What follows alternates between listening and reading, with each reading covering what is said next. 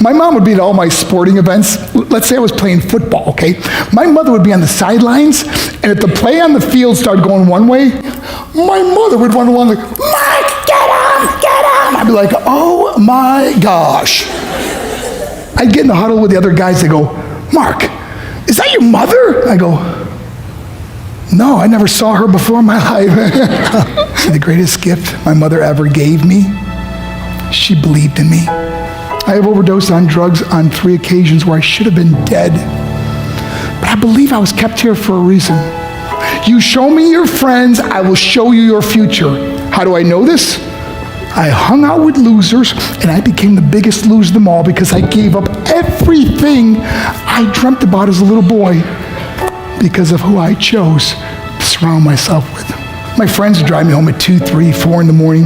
We'd be drunk and high, laughing in the car. We'd pull up in front of my house in New York. They go, Mark, the light's on. I go, oh man, my mother's up. See, my mom wouldn't go to bed until she knew her son was still alive.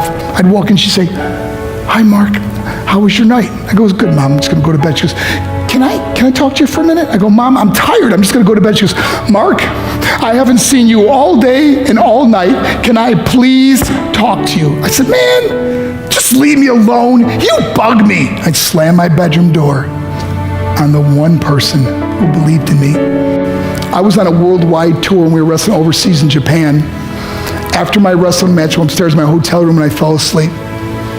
There was a knock at my door at 3 o'clock in the morning. I got out of bed and I looked through the safety window and I could see it was a Japanese promoter. So I opened the door and he said, Mark, you need to call home. There's been an emergency. I went and got on the hotel room phone. I called back to the United States and said, hey, what's going on? I said, Mark, I don't know how to tell you this. I said, just tell me what happened. All of a sudden they started crying. They go, Mark, I can't tell you. I said, just say it. They said, Mark, your mother died.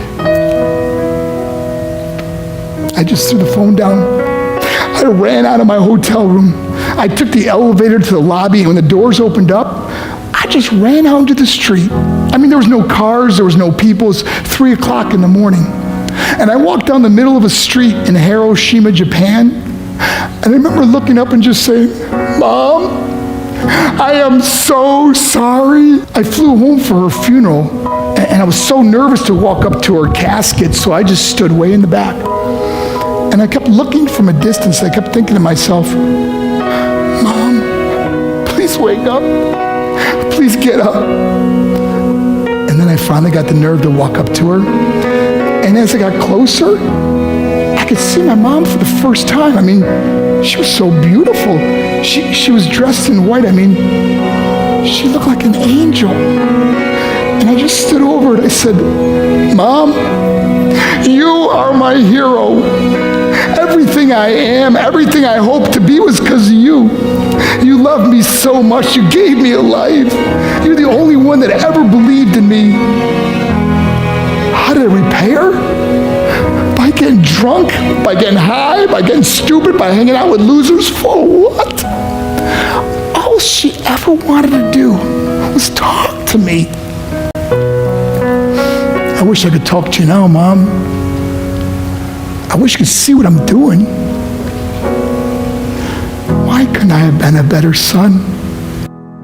We are defined by our choices. But if you surround yourself with people involved in drugs and alcohol and pills, it's a dead end. I'm not here to preach to you. I'm here to tell you I lived that life. It leads to broken hearts, broken relationships, broken dreams, and death. For what? To get high? If you have a mother or a father, when you go home, tell them how much you love them. See, my whole life was about being rich and famous. I had to be a millionaire. I had to win the race. I had to win the race at the expense of my marriage, my family, my friends. For what? To be all alone in the world? I learned what is truly important, and that is how precious this gift of life is, and our families, and how quickly it can be taken away. See, I no longer live in time. I live in moments. See, it's not what's in your pocket that matters. It's what's in your heart that truly matters. Love Love is just a word until somebody comes along and gives it meaning. You're the meaning.